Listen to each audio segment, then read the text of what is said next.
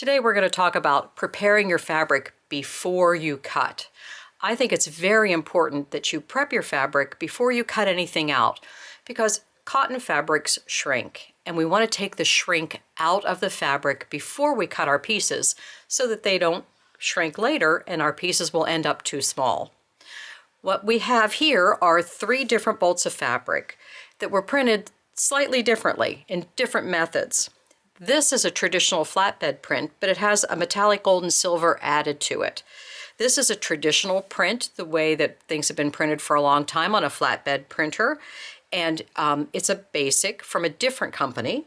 And this is from a third company, and this is a digital print. So this one was done kind of the way that your home printer prints. All the colors were laid down at one time. On this one, each individual color is a different screen.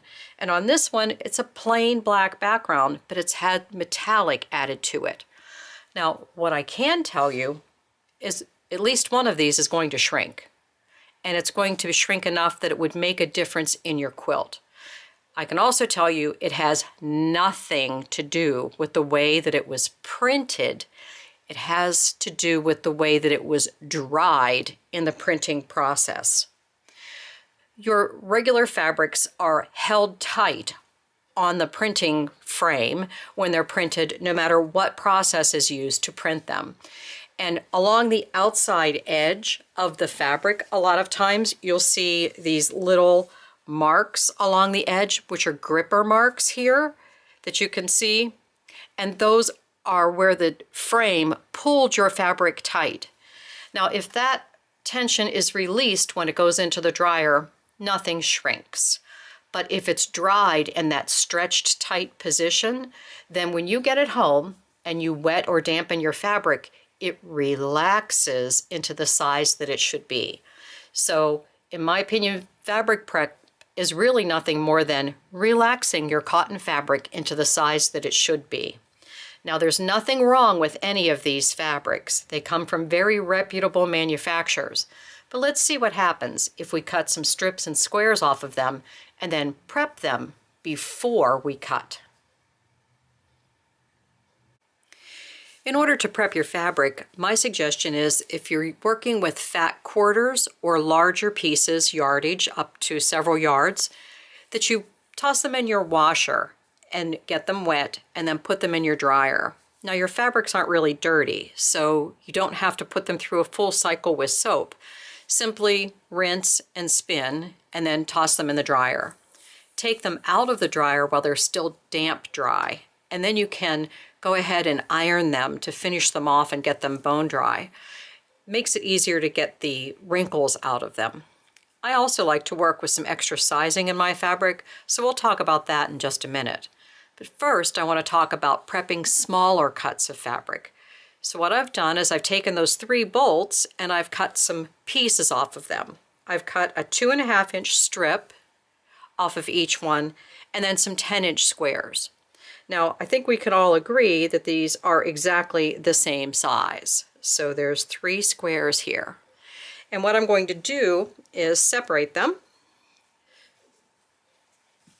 here on my work surface. Now, I have a wool pressing mat on my work surface, and that is not something that I want to get a lot of spray sizing on. So I've covered that work surface with a plain white sheet.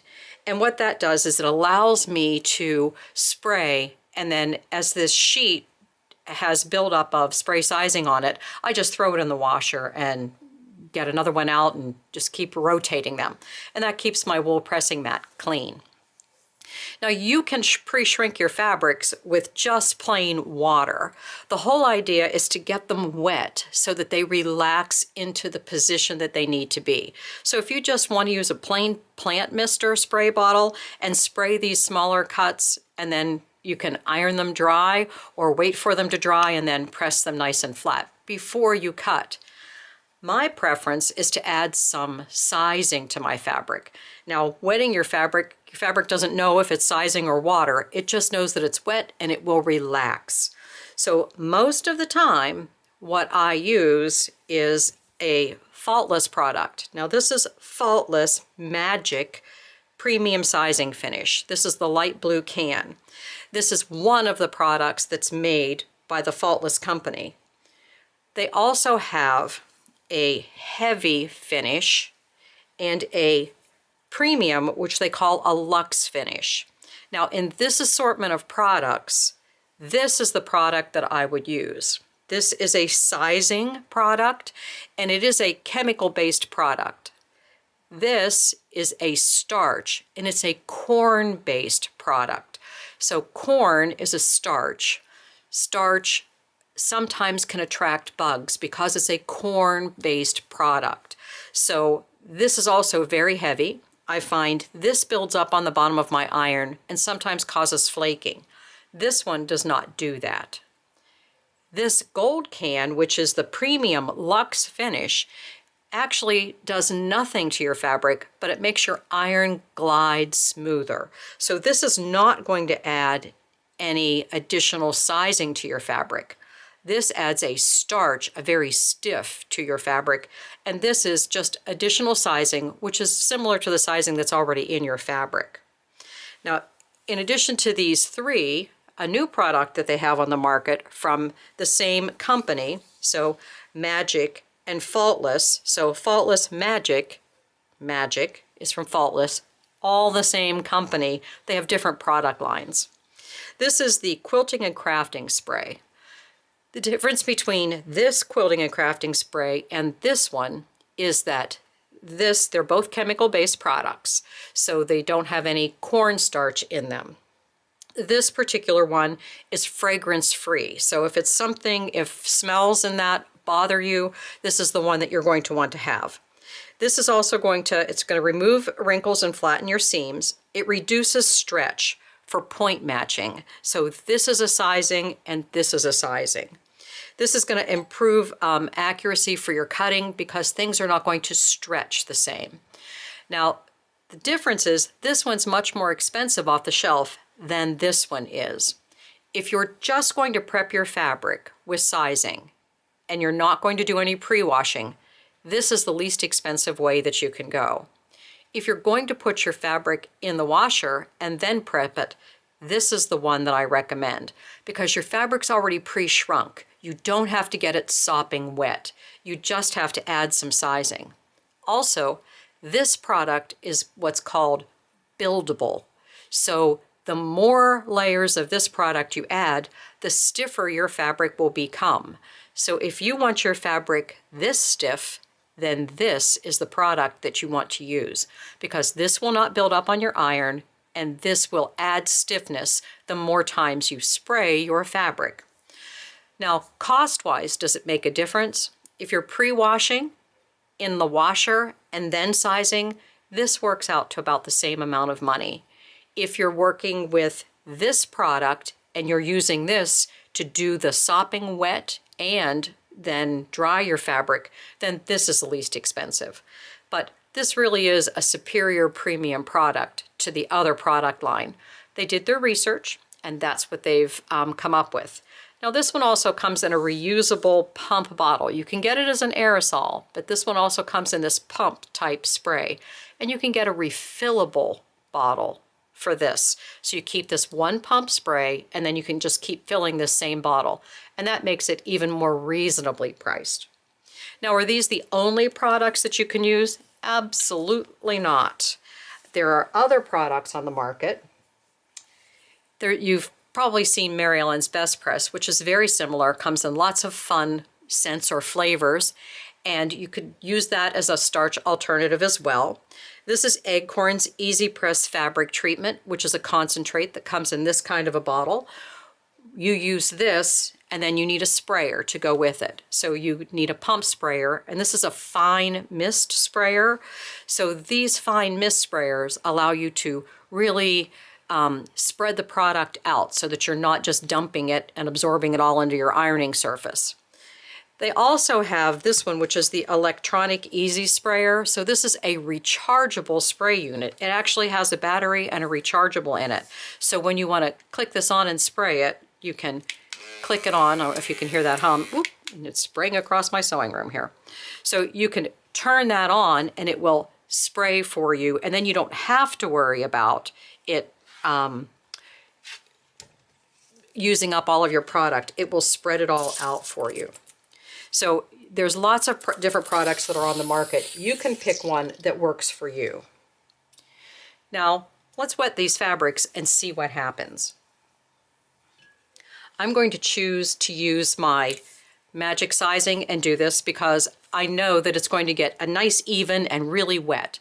So these are 3 10-inch squares from 3 different manufacturers, and I'm just going to go ahead and spray them.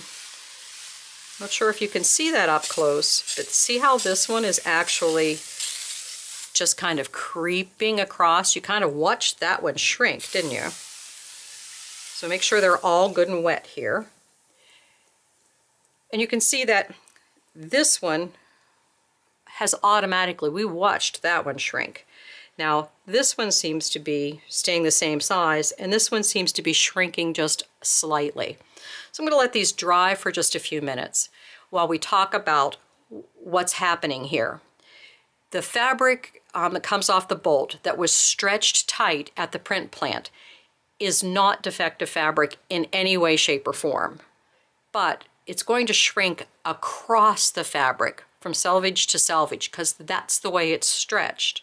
It doesn't shrink as much in the length. Now, the industry standards that I've been taught are that your shrink rate can be up to 7% of the fabric and still be within the industry tolerance.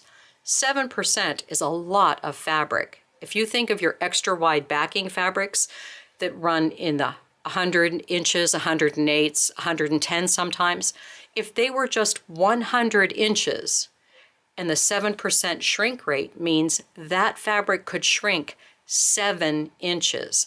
So you have to take this into consideration when you're thinking about how your fabrics are going to work. Now, just wetting your fabric will relax it back into the size. Sometimes there's fabrics that I don't want to wet, and in that case, I use my steam iron. Now, these will steam here. They're pretty wet, so they're going to stick to the bottom of my iron.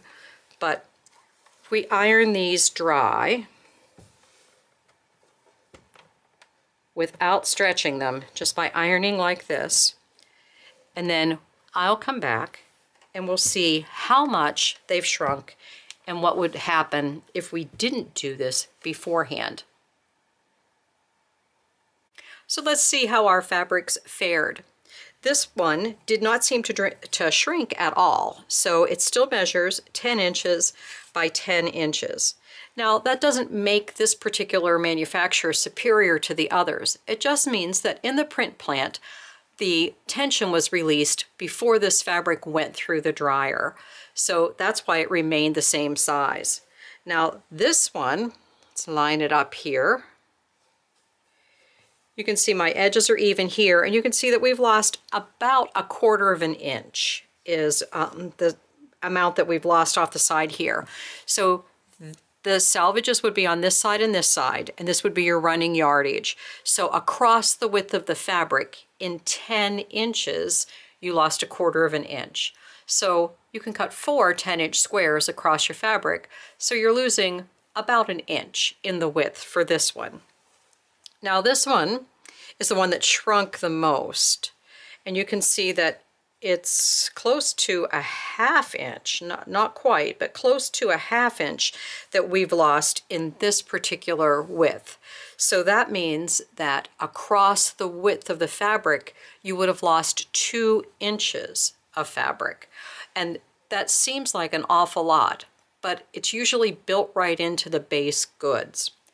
As a designer, I work on 40 usable inches of fabric, and this is still well within the tolerance.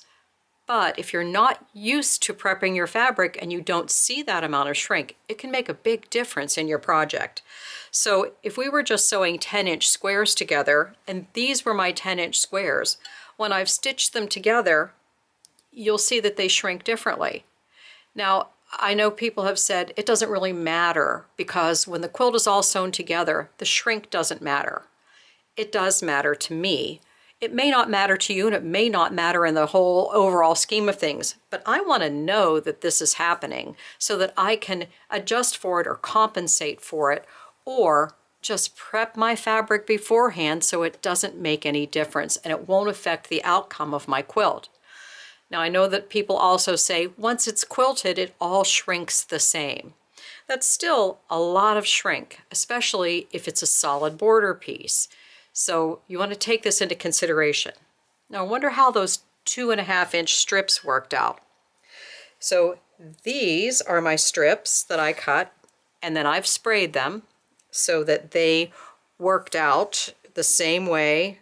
The shrink should be exactly the same as the 10-inch squares. So this is the fold over here, and then over here we have the selvage edges. Now notice how they're 3 different lengths. That's not all that uncommon. It has to do with the base goods where fabric is printed. Now what happens, this is the piece, this is the piece, and this is the piece in my quilt. If those are my 3 border pieces, they're going to shrink differently. These were pretty much the same size when I cut them out. And this one, which I'm sure you're beginning to feel like this is a defective fabric. It's not. This still measures 20.5 inches, which gives me 21 inches or 41 inches of usable width. Most, if not all, quilting patterns are written assuming you have 40 usable inches, because even if you've got the extra width, sometimes the designers write their name really large around the outside edge. So you always have 40 usable inches. So the shrink rate that makes it look scary is, this is still the bolt of fabric here. You can see this is how much shrink we've had on the end of that fabric. You want to take the shrink out of your fabric before you do any of your cutting so that all of your pieces will stay the same size. Now, what about laundering your fabric? None of these that I'm using are issues as far as color running or bleeding. Reds and pinks are usually notorious for that. Batiks also sometimes have a lot of extra dye in them. Now, if it's extra dye, then it's what's called a spent dye. And spent dye means that it's been chemically treated, that it will not bond to another fiber.